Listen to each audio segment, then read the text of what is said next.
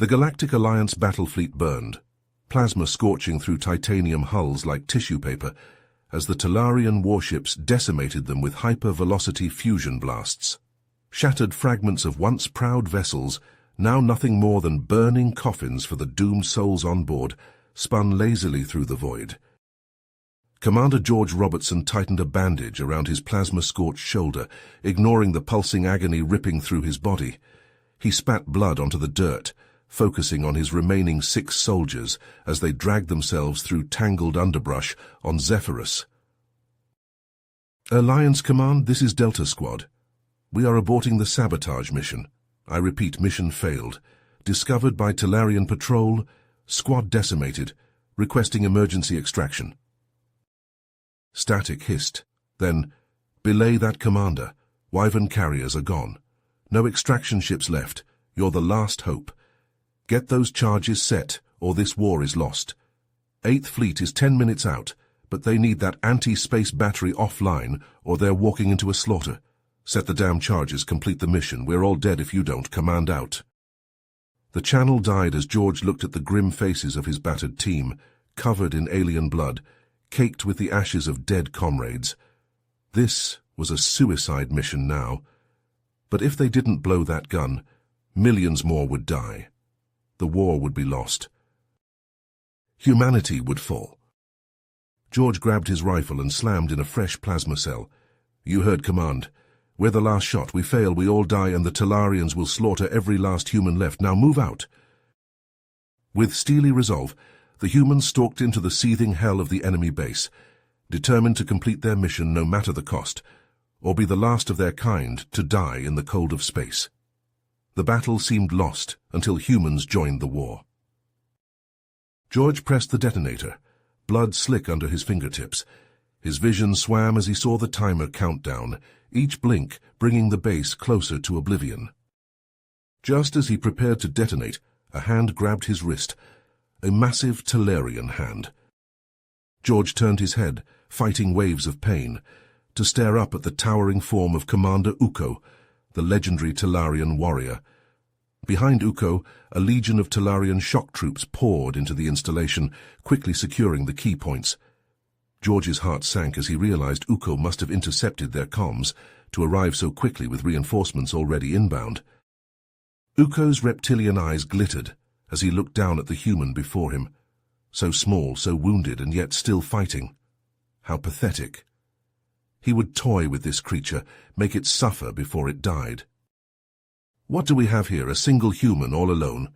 Uko kicked the detonator out of reach, then grabbed the front of George's scorched armor, hauling the human to his feet. Let's see what you can do, ape. George cried out as Uko slammed a fist into his stomach, the blow driving the air from his lungs. But he had to keep Uko focused on him. The charges were set, he just needed to blow them, no matter the cost. He launched himself at Uko, ignoring the white-hot lances of agony stabbing through him. His head slammed into the Talarian's stomach, and he felt a rush of satisfaction as he heard Uko's grunt of surprise. They traded blows in the burning facility, a deadly dance of human agility against Talarian power. George ducked and wove, landing precise strikes at weak points, putting everything he had learned in N7 training to the test. But he was already so badly wounded. He could feel himself slowing, his body betraying him. Uko roared his rage, furious that he was being pushed back by a mere human. His swings grew more brutal but less focused. George ducked a wild haymaker and lashed out, his combat knife slicing through Uko's gun hand. The plasma rifle fell to the floor.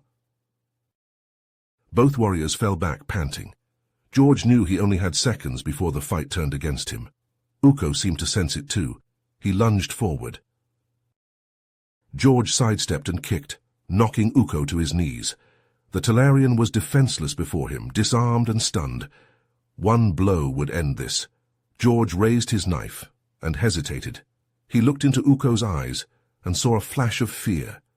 Even beaten, Uko was still a living being. To strike him down like this, it wouldn't be right. That hesitation was all Uko needed. The Talarian moved like a snake, drawing a long dagger from his boot and slamming it up under George's chest plate. George screamed as he felt the cold metal pierce his heart. His blood ran hot over Uko's hand. He fell to the ground as Uko stood over him. The Talarian was saying something, but George couldn't hear it over the roaring in his ears. His hand scrabbled at his belt, searching. There. The detonator. Uko's eyes widened as he saw the human's hand close around the small cylinder. He lunged for it, but it was too late. George's thumb clicked the trigger. The world turned white. Heat and noise and force slammed into George, flinging his broken body into the air like a rag doll. He crashed down somewhere beyond the outer perimeter, his scorched skin screaming. The darkness swallowed him, and he knew no more. As George lay unconscious in the scorched grass of Zephyrus, the ruins of the Talarian base still smouldering behind him, a sleek black ship dropped from the sky. It settled to the ground as its ramp lowered, disgorging 6 figures in midnight black armor. They moved with purpose, sweeping the area with practiced efficiency. The lead figure held up a hand, halting the team. He knelt down beside George's unconscious form, pushing 2 fingers against his neck. "I've got a pulse," Captain Marcus Reeves reported, relief evident in his voice. "Let's get him out of here." The team moved swiftly, carefully lifting George onto a stretcher and carrying him back to the waiting ship. As the ramp closed behind them and the engines whined to life, Marcus pulled off his helmet, running a hand through sweat-soaked hair. His eyes never left George's still form. In the ship's medbay, Sergeant Liam O'Connor worked frantically to stabilize George. His hands flew over the advanced medical equipment, applying pressure bandages and injecting stimulants. "Come on, George," he muttered. "Don't you dare die on me." The ship rocketed through Zephyrus's atmosphere, racing towards the distant gleam of the Galactic Alliance headquarters. In the medbay, George stirred, his eyes moving rapidly beneath closed lids. His mind was a whirl of chaotic images, explosions, screams, the gleam of Uko's blade. He jerked awake with a gasp, only to be pushed gently back down by Liam. "Easy, Commander," the medic said. "You're safe. We're taking you home." George's eyes slid closed again as the sedatives took hold, pulling him back into the darkness. The ship flew on, carrying its precious cargo to safety. At the Alliance headquarters, a flurry of activity erupted as George was rushed to the secure medical wing. Doctors and nurses swarmed around him, prepping for surgery with grim determination. In a room high above, Admiral Helena Novak watched the proceedings through a window, her face set in pensive lines. George's actions had struck a major blow against the Talarians, but the war was far from over. Already, her mind was racing with possibilities, strategies forming and discarding at lightning speed. She turned as the door slid open, admitting her aide. "What news from the front?" On the Talarian homeworld, the High Council was in an uproar. Voices raised in anger as the news of the installation's destruction spread. In the center of the chamber, Commander Uko stood tall despite his injuries, his face a mask of cold rage. "You have failed, Commander," one of the councillors spat. "The humans have dealt us a grievous blow." Uko's eyes flashed. "A temporary setback. I will hunt down this human myself and bring you his head." The councillors murmured amongst themselves, uncertainty rippling through the room. The war had taken a turn, and the path forward was no longer clear. As the debate raged on, Uko stood silent and still, his thoughts fixed on the human who had bested him, George Robertson. This fight was far from over. George's eyes fluttered open to the sterile white of the medbay. He flexed his fingers, feeling the newfound strength coursing through his body, a testament to the Alliance's cutting-edge cybernetic enhancements. As he sat up, the door hissed open, and Admiral Novak strode in, her face a mask of determination. "Major Robertson," she said, the new rank falling from her lips with a weight that spoke of the trials to come. "Walk with me." George fell into step beside her as they navigated the labyrinthine corridors of the Alliance headquarters. "The Talarians have pushed us to the brink," Novak said, her voice low and urgent. "But we have a plan, a strike at the very heart of their power structure." She led him into a dimly lit briefing room, the holographic displays casting an eerie blue glow. "We're going to infiltrate the Talarian homeworld, Major. Capture or eliminate the High Council. Cut the head off the snake." George nodded, his jaw set. "I'm ready, Admiral." "You'll lead a hand-picked team, the best of the best." Novak's eyes bore into his. "Train them, mold them. This mission cannot fail."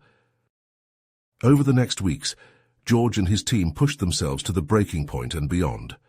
They drilled in Talarian tactics, pored over intelligence reports, familiarized themselves with experimental stealth tech that bent light and dampened sound. They became shadows, ghosts, instruments of the Alliance's will. On the Talarian homeworld, Uko paced the halls of power like a caged beast.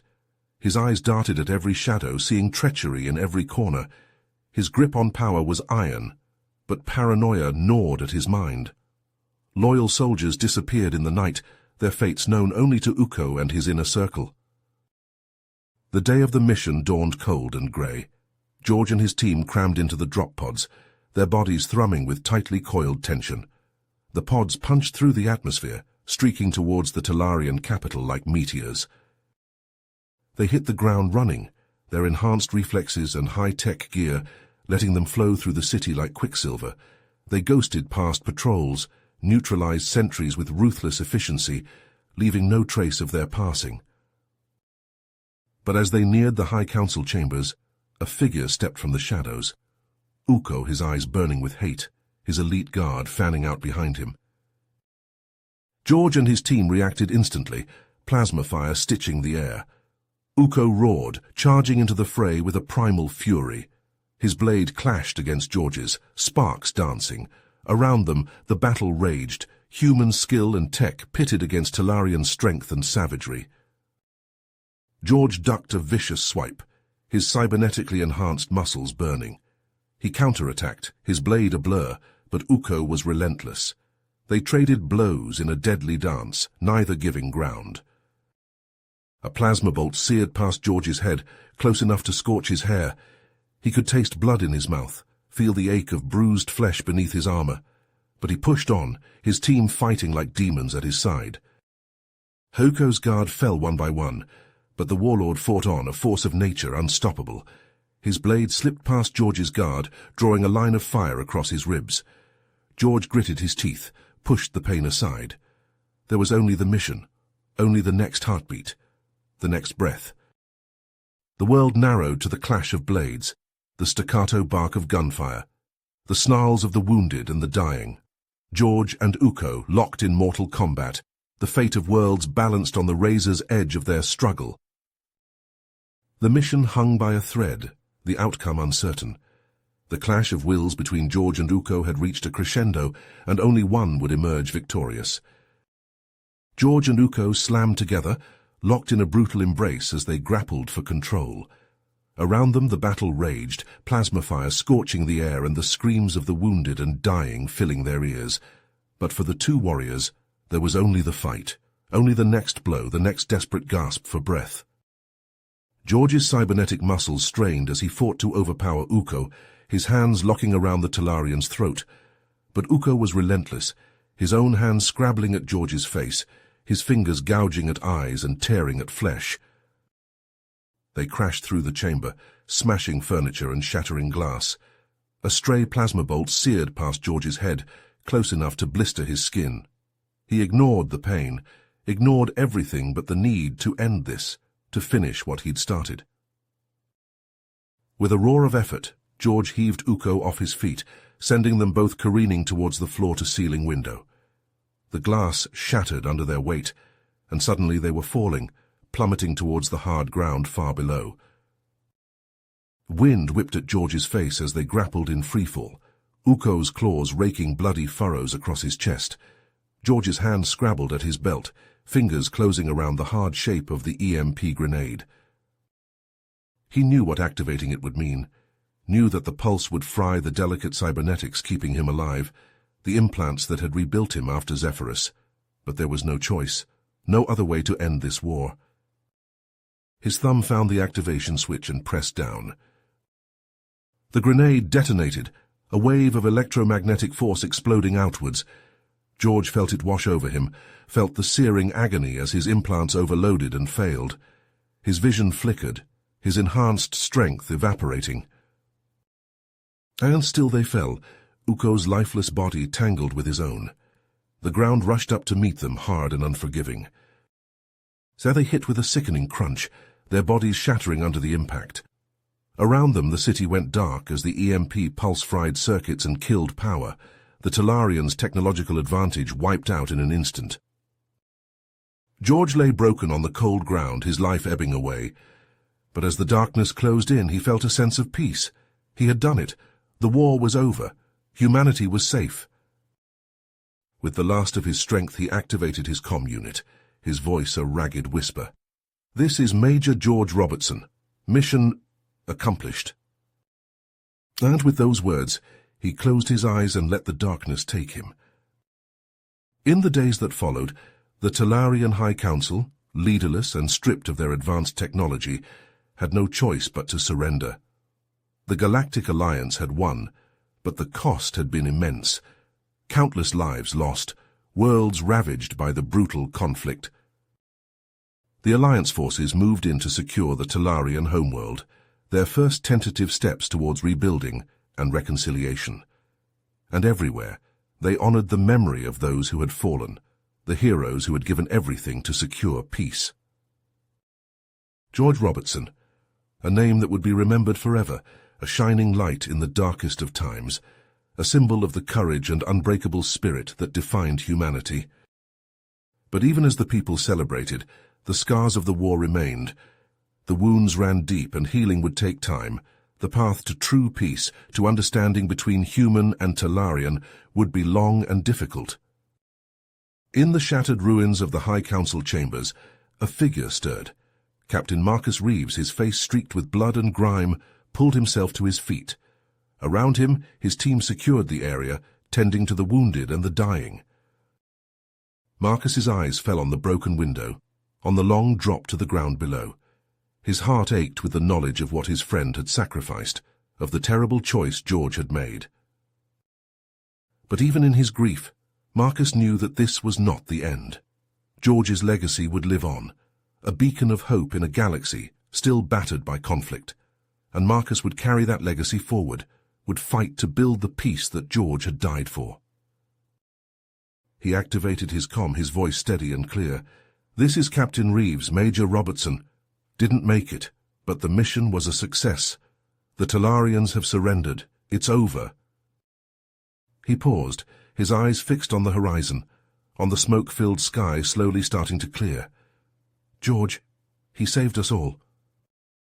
With those words, Marcus turned back to his team, to the long, hard work of rebuilding that lay ahead. The war was over, but the fight for peace, for understanding, for a better tomorrow, that fight had only just begun. You have reached the end of the story. If you enjoyed this story and want to support us, please leave a like and subscribe to our channel, and for every comment that says 88, I will heart every single one of them. Thank you for your time.